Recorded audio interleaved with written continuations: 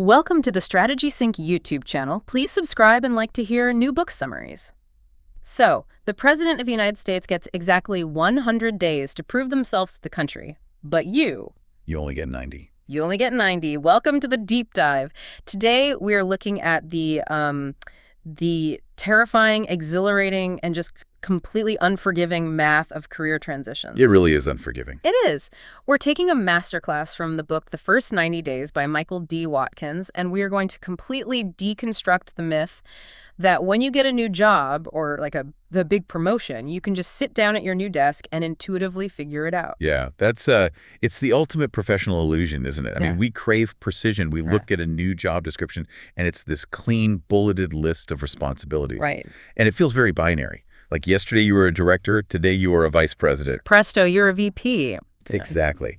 But the reality of what it actually takes to survive, let alone thrive in a new role, is, well, it's completely disconnected from the official title you've just been handed. It is the absolute definition of professional muddy waters. Muddy and, frankly, full of landmines. Oh, yeah. Because whether you're stepping up to a massive promotion or moving your family across the country for a totally new company or, taking on some cross-functional role that didn't even exist 24 hours ago, right, the clock starts ticking the absolute second you accept the offer, and the stakes are monumental. They're huge. This isn't just about avoiding a catastrophic failure, though, we will certainly cover how to dodge those. Definitely. But it's really about not leaving your potential on the table. Precisely. Because, for every leader who visibly crashes and burns in a new role, there are 10 others who survive, but they never truly thrive. They just kind of limp along. They never realize their full potential in that specific seat, and as a result, they lose incredible opportunities to advance their careers. And honestly, the organization loses the impact they were hired to make. So here is our mission for you, the listener. We are going to arm you with a concrete blueprint today. Independent research validates that rigorously applying these specific principles from the book can actually reduce the time it takes you to become fully effective in a new role by up to 40%. 40% is massive. It's game-changing. By the end of this conversation, you are going to know exactly how to diagnose your new environment, how to secure early wins that actually matter, rather than just, creating a fleeting illusion of progress. Right, the fake wins. Exactly. And most importantly, how to actively shape the expectations of your new boss. Which requires a complete paradigm shift in how you view your first 3 months. Yeah. But before we can build that 90-day strategy, we really need to look under the hood. Yeah, the mechanics. We have to understand the fundamental mechanics of what a transition actually is and the hidden psychological traps that are just waiting to derail you on day one. Right. So let's start with the sheer math of it, which revolves around this core concept in Watkins' research called the break-even point. Okay. Yes. So picture a graph in your mind. On the horizontal axis, you have time. On the vertical axis, you have value. On day one of your new job, you are plunging deep into the negative territory of that graph. You are a net consumer of value. And we should clarify, that is entirely natural and expected. Oh, totally. You have to consume value to learn. You are taking up other people's time with questions. You're, consuming resources, figuring out the software. Tricking the software. Right, making those inevitable rookie mistakes that someone else has to spend time fixing. You are literally a drain on the organization's energy and capital. But the ultimate goal is to cross that horizontal axis as rapidly as humanly possible. The break-even point is the exact moment where you have finally contributed as much tangible value to your new organization as you have consumed from it since your very first day. Yes. And from that point onward, you are finally a net contributor. So listener, how long do you think it takes the average mid-level leader to reach that break-even point? It's a shocking number. It really is. When over 200 CEOs and presidents were surveyed on this exact metric, the average estimate was a staggering 6.2 months. Over half a year of being in the red. Yeah. It really puts the whole 90 days concept into stark perspective. Because if the organizational average is 6.2 months, and your mandate is to make a massive, measurable impact in 90 days, you can't just rely on osmosis. No, you can't just hope it happens. You have to operate with a completely different level of strategic intentionality. And it's vital to understand that this isn't a one-time event in your career. Oh, absolutely not. The research highlights that the average leader will experience 13.5 major transitions in their career. Think about that frequency. 13.5 transitions over a typical professional lifespan. That means you are going through a major transition roughly every 1.3 to 1.5 years. Wow.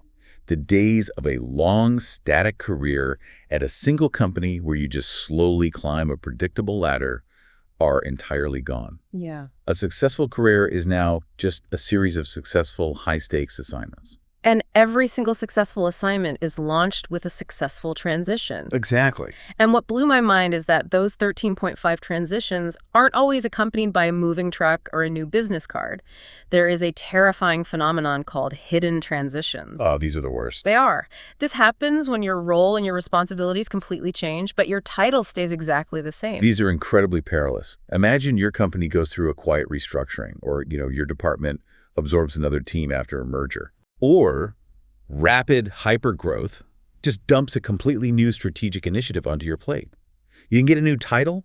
You didn't get a congratulatory welcome lunch. No welcome cake. No cake. Yeah. But the playing field is entirely different. The most dangerous transition you will ever face is the one you don't even realize is happening. Because if you don't realize you're in a transition, you don't deploy transition strategies. You just keep doing what you've always done, which leads us directly into the transition traps. The classic traps. Yeah, these almost universal mistakes people make when they are thrown into these professional crucibles, and they are so wildly relatable. They really are. I mean, the first and perhaps most common is sticking with what you know. Right. You get a new job, and your brain immediately seeks safety. You think, I was highly successful in my last role doing X, so I'm just going to do X here, but I'll do it harder and faster. Yeah. You completely fail to see that success in the new role actually requires you to stop doing some of the very things that made you successful in the past and to learn entirely new competencies. Okay, let's unpack this. Specifically, the action imperative trap. Because I feel like this is an absolute epidemic in modern corporate culture. Oh, absolutely. Is the pressure to take immediate action in a new role actually just deep-seated insecurity disguised as productivity? Like you're sitting at your new desk, you feel like an imposter, and so you just start firing off emails and changing processes merely to prove to everyone, and mostly to yourself, that you deserve the paycheck. What's fascinating here is that your highest performing individuals are actually the most susceptible to the action imperative. Really? The high performers? Yes. Think about their psychology. They have built their entire professional identity and self-worth on being the person who gets things done, the ultimate problem solver. Right, they're the fixers. Exactly. So when they are suddenly plunged into a new environment where they don't have the answers, that ambiguity isn't just confusing, it is acutely, psychologically painful for them. So they default to action to soothe their own anxiety. Exactly. They equate activity with value. They completely ignore the fact that the new environment requires an entirely new toolkit in a period of quiet observation. It's like a master carpenter who gets hired to fix a complex plumbing issue. Oh, that's a good way to put it. Right, because he's profoundly insecure about not knowing anything about pipes. He just takes out his favorite hammer and starts smashing the pipes as hard as he can.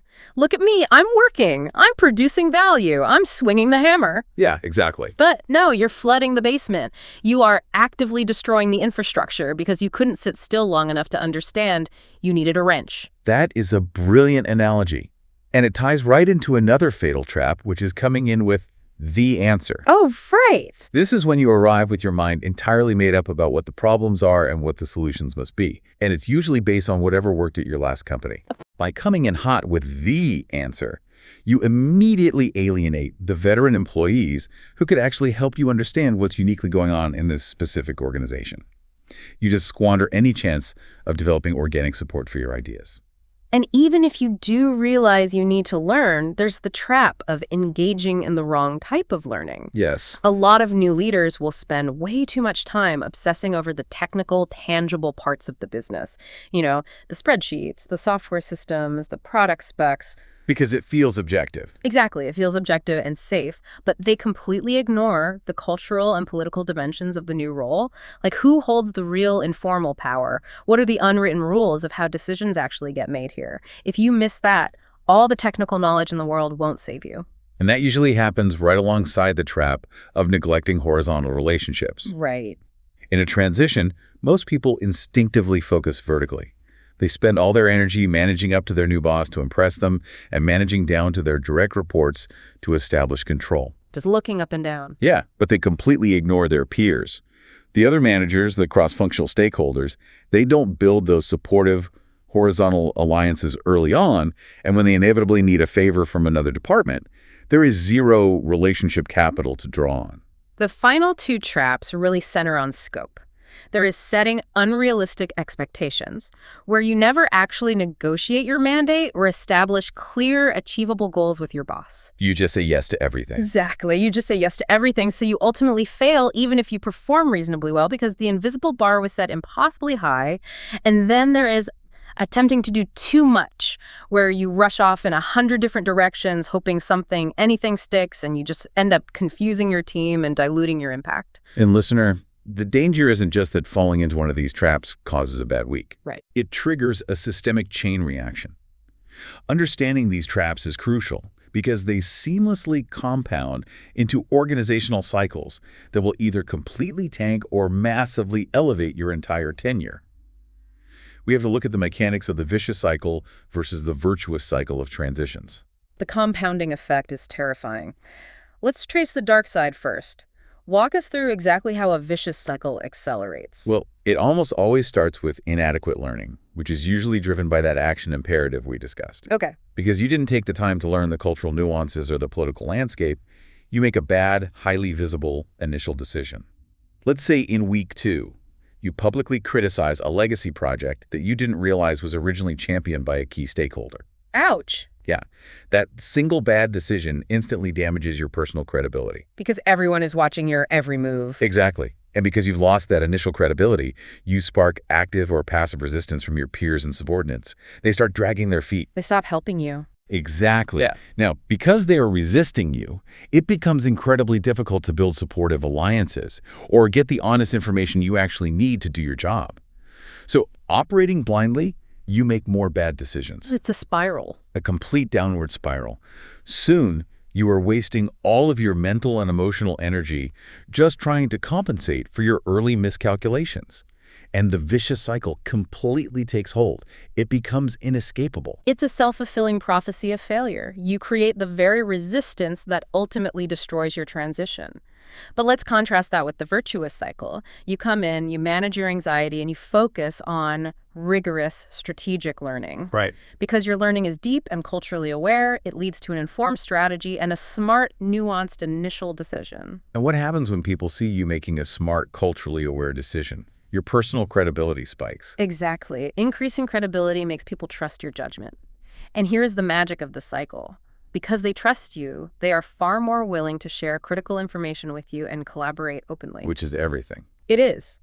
This actually accelerates your ability to learn even faster. That accelerated learning leads to targeted early wins, and those early wins solidify massive supportive alliances.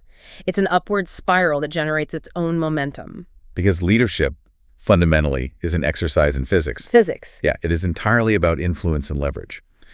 The listener has to remember, no matter how talented you are only one person. Right. You cannot drag an entire organization to success through sheer brute force or intellect. You must act as what the research calls a seed crystal to mobilize the energy of the many other people in your organization. A seed crystal. I like that. Right. If you behave correctly, your vision, your competence, and your drive serve as that seed crystal, crystallizing a pervasive organizational sense that good things are happening and momentum is building. And there's a profoundly relieving point here in the book.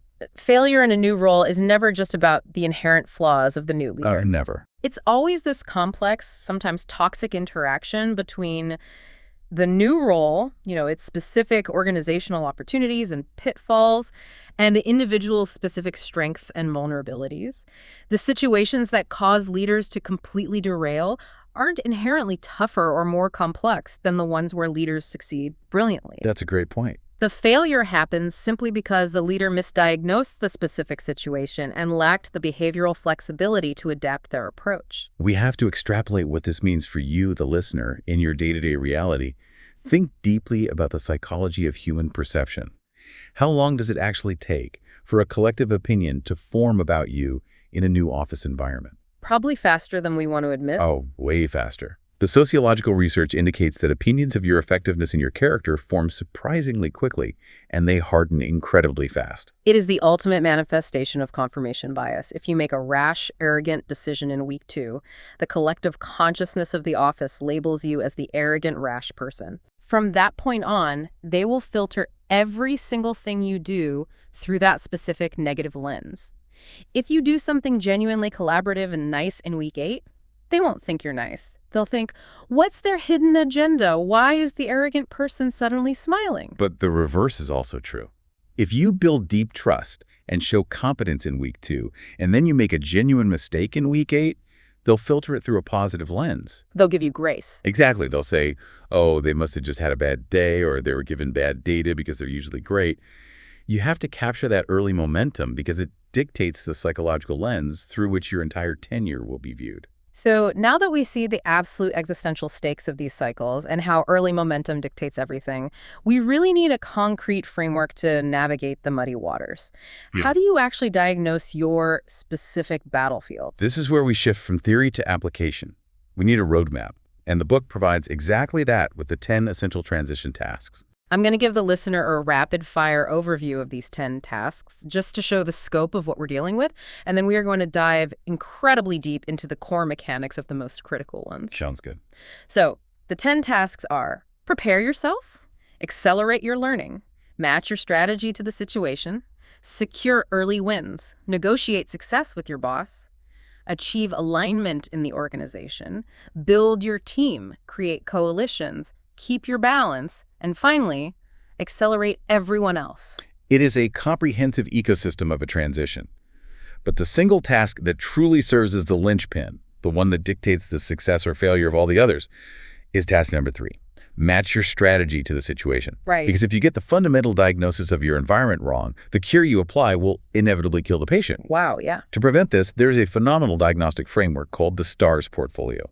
STARS. STARS. Yes, it stands for Startup, Turnaround, Accelerating Growth, Realignment, and Sustaining Success. I cannot stress enough how vital the STARS framework is because it definitively proves that there is no such thing as universal, one-size-fits-all leadership advice.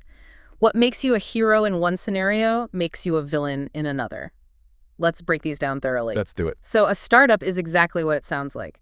You are assembling the raw capabilities, the people, the funding, the technology to get a brand new business, product, or project off the ground. It is chaotic, there is no existing infrastructure, but there is usually a lot of excitement and a blank canvas. Contrast that completely with a turnaround. A turnaround is when you are airdropped into a unit or a company that is in deep existential trouble. A burning platform. Exactly. Morale is likely devastated, resources are bleeding out, and you need to take rapid, decisive, often painful action to save it. You don't have time for consensus building. You have to stop the bleeding immediately. Then you have accelerating growth. This is a fantastic place to be, but it has its own unique traps. The organization or the product has begun to hit its stride, and your job is to scale it up. Right, building systems. Yeah, you have to start putting in the corporate structures, the HR processes, and the scalable systems to handle the rapid expansion. But you have to do it without crushing the entrepreneurial magic and agility that got the company there in the first place. Next is realignment, which is arguably the trickiest and most psychologically complex of all 5. Why is that? Well, a realignment is when an organization is slowly, quietly drifting into trouble. It's the classic frog in boiling water scenario. It is not a burning platform yet. They might even still be hitting their quarterly numbers, but the underlying fundamentals, like a shifting market, an outdated culture, a new competitor, mean that if they don't reinvent themselves now, they will hit a massive wall in 2 years. So they don't know they're in trouble. Exactly. The challenge here is convincing a team that feels successful that they actually need to change. That sounds exhausting. And finally, sustaining success. This is where you are inheriting a highly successful, well-oiled machine. Your job is to preserve the incredible success of your predecessor while finding subtle, innovative ways to take it to the next level without breaking what already works. To really crystallize why misdiagnosing your STARS portfolio is fatal, consider the story of a leader named Carl from the book. Oh, Carl's story is great. It is. Carl was an absolute superstar in his company because he had successfully managed a massive high-profile turnaround for his division in Europe. Right. Now, the European vision was a burning platform. It required urgent needs, rapid unilateral decisions, and radical structural surgery on the business. It was bloody, it was painful, but Carl saved the division. He was the hero. And because he was the hero of that turnaround, executive management promotes him and sends him to run a massive new division in North America. But when Carl arrives, he does something brilliant. He pauses his action imperative. He stops and looks around. Yes. He looks around and realizes that his new North American division isn't a turnaround at all. It's a realignment. This is the absolute critical moment of self-awareness. Oh, yeah. Because if Carl had fallen into the psychological trap of sticking with what you know, he would have treated that North American realignment exactly like his European turnaround. Oh, man. He would have come in, loudly declared a state of crisis, and started performing radical surgery on teams that are actually functioning relatively well. Here's where it gets really interesting. Treating a realignment like a turnaround is exactly like performing open-heart surgery on a patient who just needs physical therapy. That is a vivid image. Think about that. The patient isn't dying, their arteries aren't clogged, they just have a bad back. They need to adjust their posture and do some targeted exercises. If you forcefully cut their chest open to perform surgery they don't need, the sheer shock to their system will destroy them. Yeah. The research notes that if Carl had treated the realignment like a turnaround, he would have incurred massive, organized, active, and passive resistance from the entire North American staff. They would have seen him as a destructive maniac, isolated him, and subtly undercut his every move.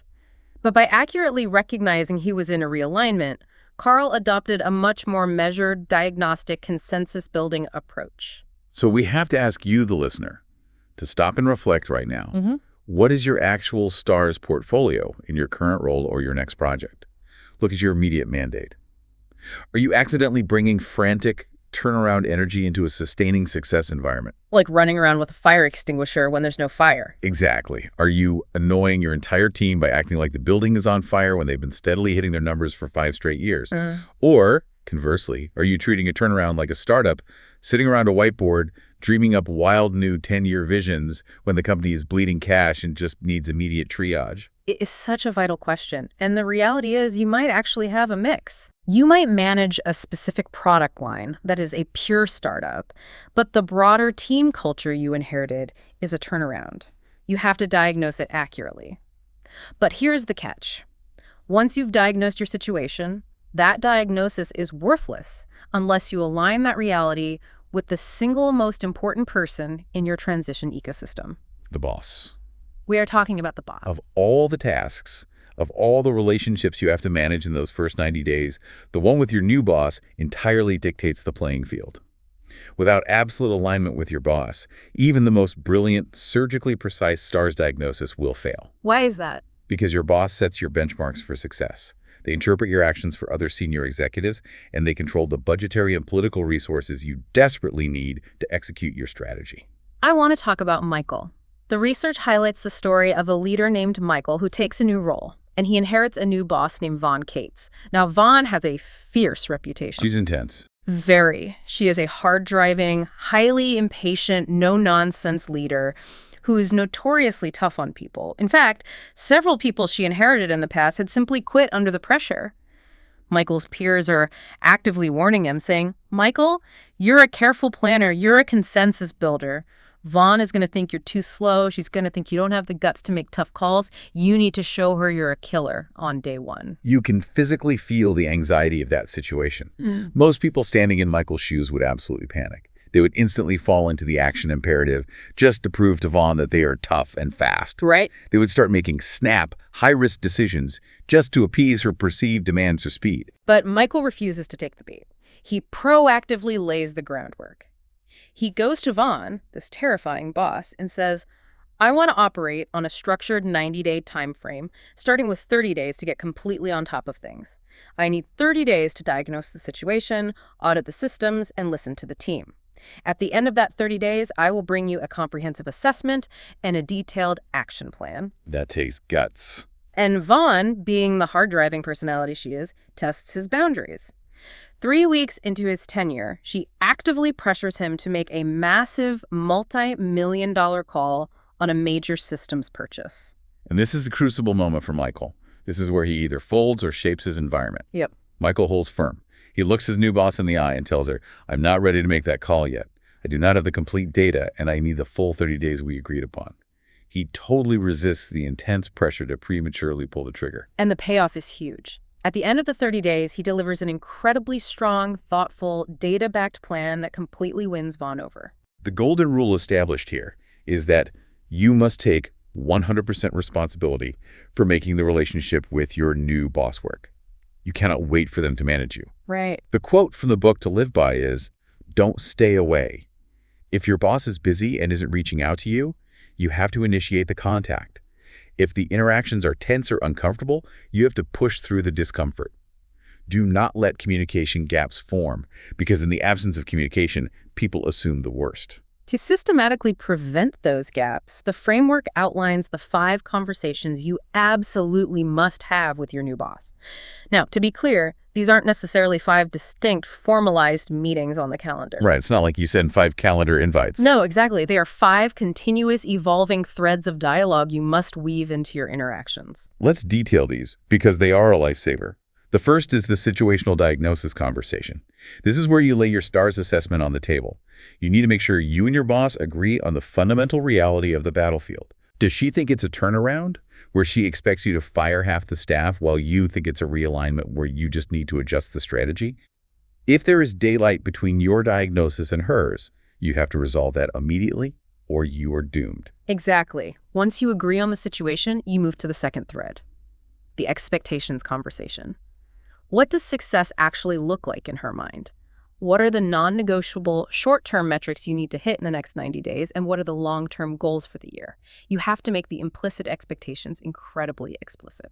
The third is the resources conversation. Okay, you've agreed on the expectations. Now, what do you tangibly need to achieve them? Money. People. Exactly.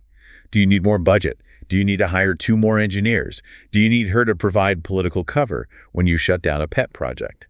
You cannot accept high expectations without negotiating the resources required to meet them. The fourth is the style conversation, and I cannot overstate how often this is completely overlooked by otherwise brilliant leaders. You must explicitly ask how your boss likes to communicate and process information. How do you even ask that without sounding weird or needy? Well, you phrase it as an optimization of their time. You say, I want to make sure I'm interfacing with you in the most efficient way possible. Do you prefer a daily bullet point email, or would you rather have a 1-hour uninterrupted deep dive on Friday afternoons? When I bring you a problem, do you want to workshop the options together, or do you expect me to present only the final vetted recommendation? By asking this, you avoid months of silent friction. That is so practical. And the fifth is the personal development conversation, which usually comes a bit later in the transition, focusing on your own long-term growth trajectory and identifying your blind spots in the new culture. Now, the ultimate output of constantly weaving these 5 conversations is the creation of your 90-day plan. It is highly recommended to break this plan into 3 distinct 30-day blocks. The first 30 days should be heavily biased toward pure learning, mapping the political terrain, and building personal credibility. Oh. At the end of that block, you have a formal review meeting with your boss, present your situational diagnosis, and mutually agree on the strategic plan for the next 30 days. This living document essentially serves as a negotiated contract between you and your boss. This raises an important question. How many leaders just passively play the game they are handed, rather than actively shaping the game like Michael did? Far too many professionals view a new job as a test they have to take, rather than a system they have agency to design. Negotiating success requires you to shape the actual parameters of your job. It requires immense psychological courage. Think about the reality of it. Negotiating success means you have to be willing to set firm boundaries with the person who literally just hired you, who holds power over you, and who controls your livelihood. Right, that's scary. Very. We are biologically wired to fear that setting boundaries will make us look difficult, insubordinate, or uncooperative. But Michael proved the exact opposite. By setting a boundary, by looking Vaughn in the eye and saying, I need 30 days, I will not make this multi-million-dollar systems purchase blindly, he actually commanded vastly more respect from a hard-driving boss. Yeah. It proved he was a serious, rigorous professional who cared about the outcome, not just a sycophantic people pleaser. That is the essence of executive presence. When Yeah. you define the terms of your transition, you project profound competence. And once you are fully aligned with your boss on that 90-day contract, you enter the next critical phase. You Yeah. have the breathing room, but now you need to show tangible value quickly to fuel that virtuous cycle we dissected earlier. Early wins. You need early wins, but you have to be incredibly, almost surgically strategic about how you achieve them. Which brings us to the story of Elena. Right. Elena takes over a customer service group, and it is a complete mess. But it's not a mess because they lack skills. It's a mess because they are completely paralyzed by fear. The previous manager was incredibly toxic, highly punitive, and would publicly humiliate anyone who made a mistake. So they're just frozen.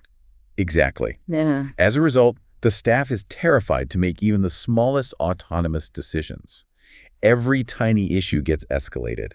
Elena knows she desperately needs an early win to change the suffocating energy in the room. But notice what Elena doesn't do. She doesn't just come in, stand on a desk, and give a sweeping, inspirational speech about how things are going to be different now. Talk is incredibly cheap to a traumatized team. Very cheap. And she doesn't immediately try to overhaul the entire department's software system in week 2. Right.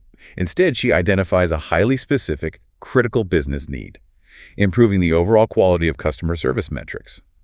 She identifies her most capable, respected unit leader and appoints them to design a comprehensive plan for new performance metrics and feedback processes. And then, and this is the absolute key to the whole strategy, she implements those new metrics on a pilot basis in just one single unit. That pilot program is the textbook definition of a strategic early win. By isolating the change to one unit, she lowered the risk. It drastically improved morale and performance in that specific unit, which created organic excitement throughout the rest of the organization. It's contagious. It is. The other unit saw the success and actually wanted the new metrics. It proved Elena's credibility without overwhelming the system. Elena masterfully utilized a concept known as the waves of change. Tell me more about how these waves of change dictate the pacing, because it feels like if Elena shouldn't just fix the coffee machine, but she also shouldn't reorganize the whole department in week 2, you're trapped between doing nothing and doing too much. The pacing is everything. A seminal study on successful executives in transition found that they don't implement change as a constant, unrelenting fire hose. They implement change in distinct, rhythmic waves. Like literal waves. Yeah. It follows a specific sequence, a period of deeply focused learning, followed by a period of designing the strategic changes, then actively building support and political capital for those changes, then finally implementing them. Okay. And then crucially, there is a wave of just observing the results. You don't just keep changing things relentlessly. The pace has to intentionally slow down to allow the organization to consolidate the changes. That makes sense. If you keep initiating wave after wave of change without an observation period, your people will experience change fatigue, they will burn out, and strategically you will have absolutely no idea which of your changes actually produce the result. Elena rode that first pilot program wave perfectly, secured her win, and then let the organization breathe. But there is a massive, incredibly seductive trap lying in wait here, and it's called the low-hanging fruit trap. Oh, this one gets everybody. It does. Yeah. Because new leaders are feeling the heat of the break-even point, they are so desperate to get an early win and look productive that they expend all their initial energy and political capital fixing easy, highly visible, but ultimately superficial problems that have absolutely nothing to do with their core long-term business objectives. Precisely. You spend your first 30 days aggressively reorganizing the supply closet, revamping the PowerPoint templates, and proudly changing the brand of coffee in the break room to the good stuff. The good coffee. Right. Your team might be momentarily happy. They might say, wow, the new boss gets things done, but you haven't moved the needle on the actual business strategy 1 millimeter. Early wins must do double duty. They must build immediate short-term momentum while simultaneously laying the structural foundation for your long-term strategic goals. I love comparing the low-hanging fruit trap to building a massive, highly explosive rocket booster with no actual spacecraft attached to it. Yes. You ignite the engines in the parking lot, there's all this fire and noise and smoke, and the booster shoots up into the sky incredibly fast. Everyone is standing around cheering. Yeah. But because there's no payload, because there's no capsule programmed for a long-term trajectory into orbit. That booster burns out its fuel in 10 seconds and inevitably falls right back to Earth as a piece of useless metal. Just a total waste. You wasted all your explosive energy for a quick, meaningless light show. Exactly. And the hidden danger of that rocket booster is that it completely consumes all your political capital. You've spent all your initial goodwill getting everyone to cheer for the meaningless launch, so when you actually need their support and budget to build the real spacecraft 3 months later, your budget is depleted and their attention has moved on. It is a dangerous illusion of progress. So how do you actually build authentic, sustainable momentum? The framework suggests focusing first on early wins, which has nothing to do with business metrics. It is simply about building your personal credibility. Before you can successfully change the business processes, you have to definitively prove your character to the people running them. And the research lists these specific, beautifully nuanced, almost paradoxical traits you need to project in your daily behavior to build that credibility. First, you need to project that you are demanding but able to be satisfied. Right. If you are a relentless perfectionist who is never, ever happy no matter how hard the team works, you will completely sap their motivation. Second, you need to be accessible but not too familiar. You want to be approachable so people bring you the truth, but you still need to preserve your objective authority as the leader. You aren't there to be everyone's drinking buddy. Third, you need to be decisive but judicious. You want to project that you can confidently take charge by making a few low-consequence administrative decisions quickly, but you loudly defer the massive structural decisions until you have thoroughly gathered the data. That's a good balance. And finally, you must be willing to make tough calls, but humane. When you inevitably have to let an underperformer go or cancel a beloved project, you do it in a way that meticulously preserves the dignity of the people involved. Why? Because the person you are firing is leaving, but everyone else who is staying is watching exactly how you handled that execution. And people are watching everything. The book explicitly warns that you are actively writing your own story in those first few weeks. The minor actions you take are deeply, disproportionately symbolic. For instance, in your first week, do you take the time to walk the floor and introduce yourself to the support staff, the executive assistants, the janitorial team, the IT help desk, or do you only spend your time sucking up to the CEO and the senior executives? That is such a vital organizational observation. Every company is, at its core, a highly efficient gossip network. Oh, yeah. Something as seemingly minor as blowing off a junior analyst in the hallway because you were stressed about a meeting can become the kernel of a story that circulates widely by the end of the day, permanently defining you in the collective consciousness as a remote, arrogant villain. Every single interaction, no matter how small, is actively writing the enduring mythology of your leadership. Which perfectly bridges us into the reality of managing the people around you, because you cannot sustain early wins alone, and you certainly can't ride those subsequent waves of change without a highly capable, aligned crew. Definitely not. And here is the harsh, unglamorous reality for the vast majority of listeners taking a new leadership job. Unless you are the founder of a literal startup, you do not get to pick your team. You inherit them. Inheriting an existing team is arguably one of the most complex, emotionally fraught puzzles a leader will ever face. You have to simultaneously evaluate them, align them to a new vision, and mobilize them to action. It's a lot. And you are often doing this while they're actively grieving the departure of their former boss, or perhaps even actively resenting you because one of them felt they deserved the promotion you just got. It's a minefield. And there are two incredibly common, incredibly destructive traps new leaders fall into when inheriting a team. The first is criticizing previous leadership. Oh, it's so tempting. It is so intoxicatingly tempting. You come in, you look at a convoluted, messy process, and you casually say to your new team, wow, the guy before me was an absolute idiot to set it up this way, wasn't he? Yeah. But there is absolutely zero strategic value to be gained by that. You instantly alienate anyone on the team who genuinely liked or respected the previous boss, and worse, you just sound insecure and arrogant. You are attacking a ghost. The second trap is the exact polar opposite of the first, and it's far more common: keeping the existing team too long. Oh, this is an epidemic. It truly is. New leaders will hold on to clearly underperforming team members for months, sometimes years, way past the point of reason. Why do we do that? Well, sometimes it's pure hubris. The new leader thinks, sure, This person was a low performer under the last boss, but with my brilliant visionary coaching, they will certainly transform into a superstar. The savior complex. Exactly. But more often than not, it's just organizational cowardice. The new leader is deeply terrified of making tough personnel calls. They desperately want to be liked. They want to avoid the emotional conflict and the HR paperwork of firing someone, so they tolerate sustained mediocrity under the guise of giving them a chance. To force leaders out of this cowardice, the framework demands a ruthless but totally necessary categorization system.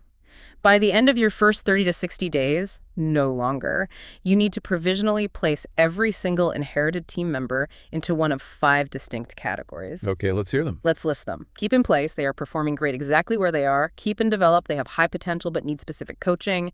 Move to another role, they are genuinely talented but sitting in the wrong seat on the bus. Replace, they simply cannot do the job required. And observe, you honestly just don't have enough data yet. And the critical nuance here is that you have to evaluate them not just on their isolated individual skills, but on how perfectly their skills align with your new strategic direction. Right. There's a great example in the book of diagnosing these misalignments. Imagine you take over an R&D group. Your primary strategic goal, the mandate you agreed upon with your boss, is to test new product ideas much, much faster to get ahead of a competitor. Okay, speed is the goal. But as you evaluate the inherited team, you realize they are meticulous, slow academic researchers who simply lack the rapid prototyping technical skills to run fast experiments. That is a fundamental structural misalignment between your strategy and their baseline skill set. You cannot simply motivate or inspire your way out of a hard skill deficit. You have to systematically change the composition of the team. And while you are doing this intense evaluation of the team's capabilities, you are also supposed to be scanning the broader organizational horizon for what the research brilliantly terms predictable surprises. This distinction is fascinating. There are bolts from the once-in-a-century global pandemic, a sudden catastrophic macroeconomic crash. You cannot predict those, and no one expects you to. But the vast majority of corporate crises are actually predictable surprises. Exactly. Predictable surprises are the organizational ticking time bombs where everyone in the building actually has the information necessary to defuse them, but they collectively, actively choose to ignore them because dealing with them is politically uncomfortable. Right, like an open secret. Yes. For example, realizing during your evaluation phase that a key peer from another department is subtly, systematically undermining your team's access to critical customer data. If you ignore that political landmine just to keep the peace, it will eventually detonate and entirely destroy your operational momentum. You have to aggressively, intentionally seek out the bad news early before it controls you. If we connect this to the bigger picture of team management, that reluctance to reorganize an inherited team or deal with those predictable surprises doesn't just hurt the company's bottom line. It actively, cruelly punishes your absolute best people. Absolutely. Think about it. When a leader is too afraid or too nice to reply like a C player, the work still has to get done. So who has to pick up the slack? The A players. The A players. Your high performers end up carrying the dead weight of the people you refuse to manage. Consequently, the A players burn out, they lose respect for you, and they leave for a competitor. So by trying to be the nice boss who doesn't fire anyone, you inadvertently end up driving away your top talent. It is a profound systemic failure of leadership to tolerate sustained mediocrity. It compromises the entire ecosystem. That is precisely why the transition timeline is so incredibly delicate. You absolutely need those first 30 to 50 days to evaluate fairly, objectively, and thoroughly. But once you have the definitive data, you must act decisively to reshape the team. But here is the ultimate plot twist of this entire deep dive. Acting decisively, having those gut-wrenching HR conversations, pushing back on the hard-driving boss, perfectly diagnosing the star's environment, all of this brilliant external strategy is completely, utterly useless if the core machine running the strategy breaks down. Right. And that machine is you. Which brings us to our final, deeply personal core topic, self-management and accelerating everyone.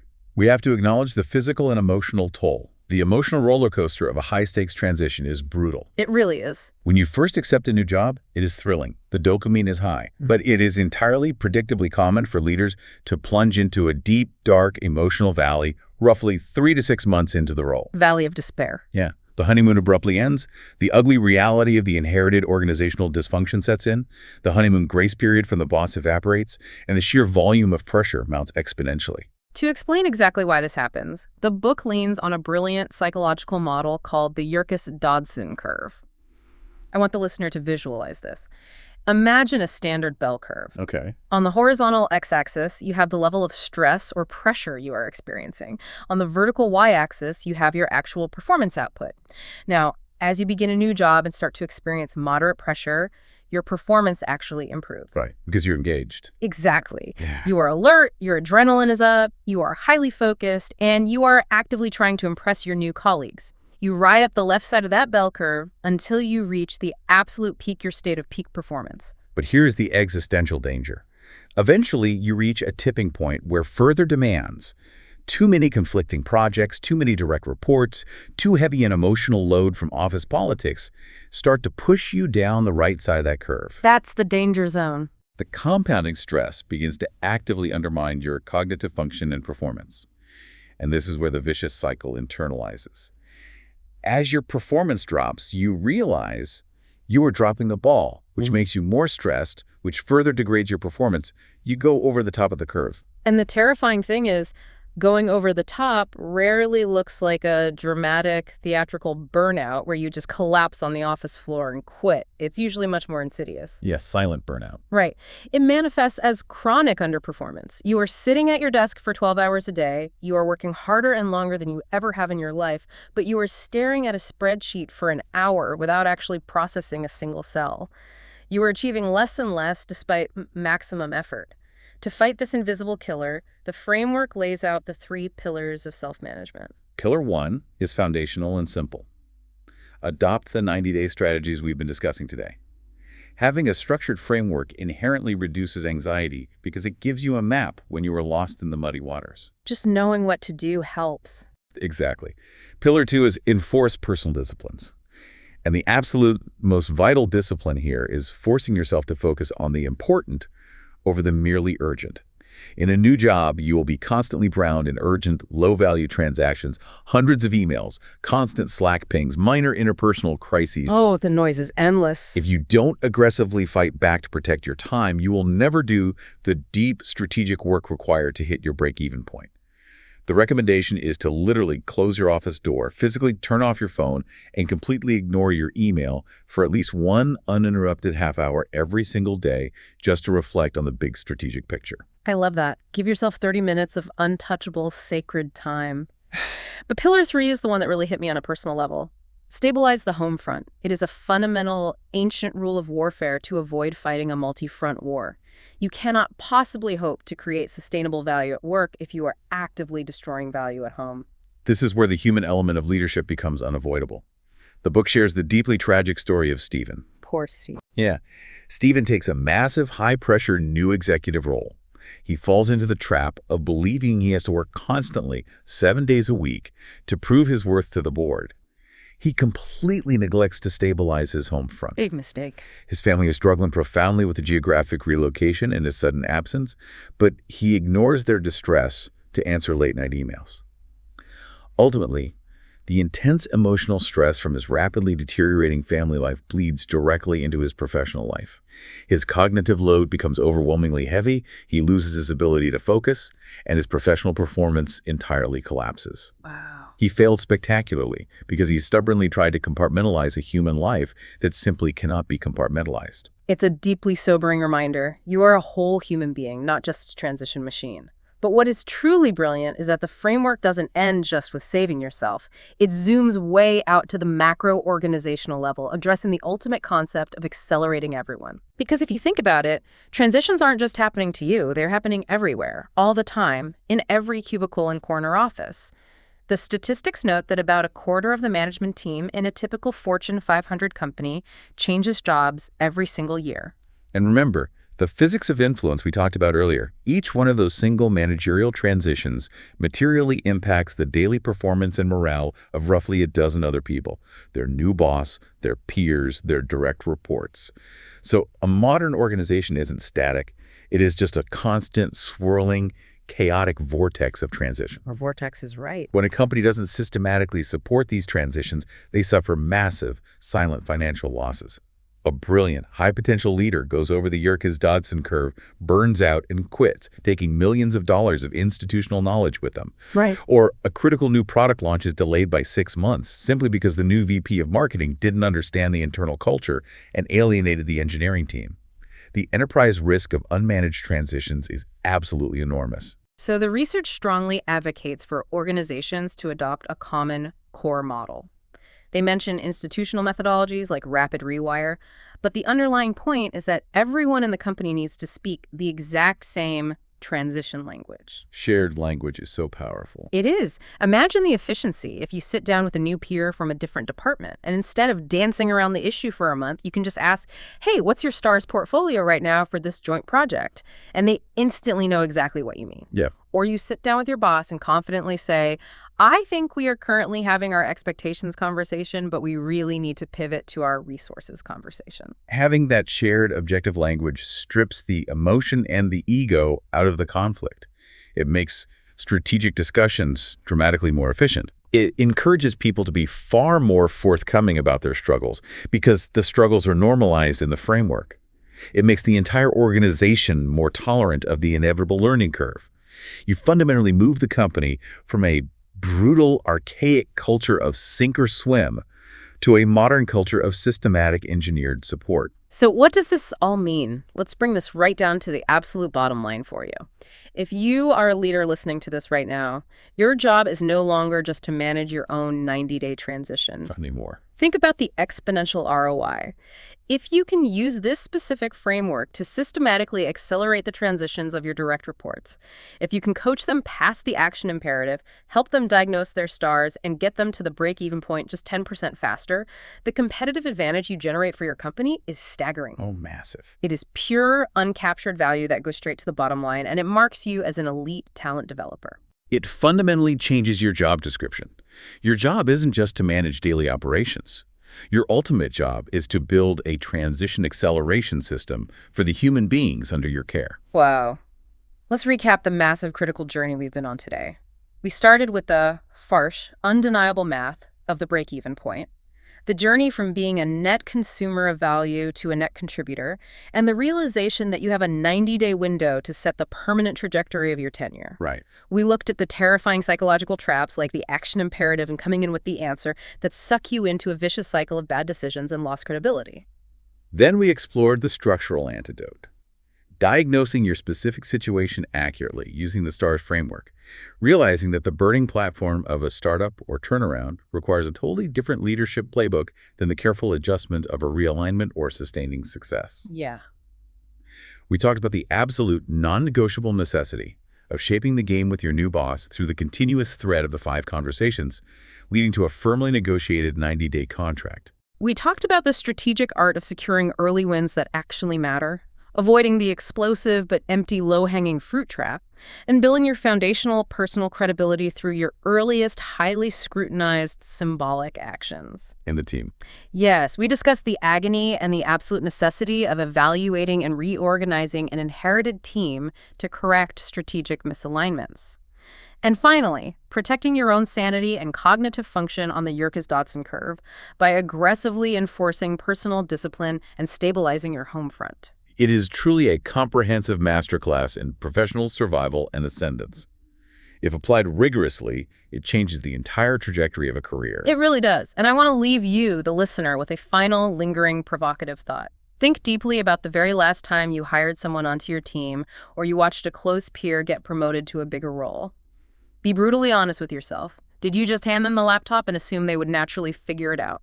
Did you let them flail alone in the muddy waters because that's what happened to you? What if the ultimate mark of your legacy as a leader isn't just how smoothly you navigate your own first 90 days, but how effectively you become a transition accelerator for every single person around you? How does your daily behavior change tomorrow morning if you view every single new team member not as a burden, but as a 90-day project in building virtuous organizational momentum? That is the exact question that transforms good managers into generational leaders. Absolutely. Thank you for joining us on this intense, incredibly rewarding journey today. Please subscribe and like the Strategy Sync YouTube channel for more deep dives into incredible books. And please share this deep dive with anyone you know who is currently starting a new role, fighting for a promotion, or feeling quietly overwhelmed in a hidden transition.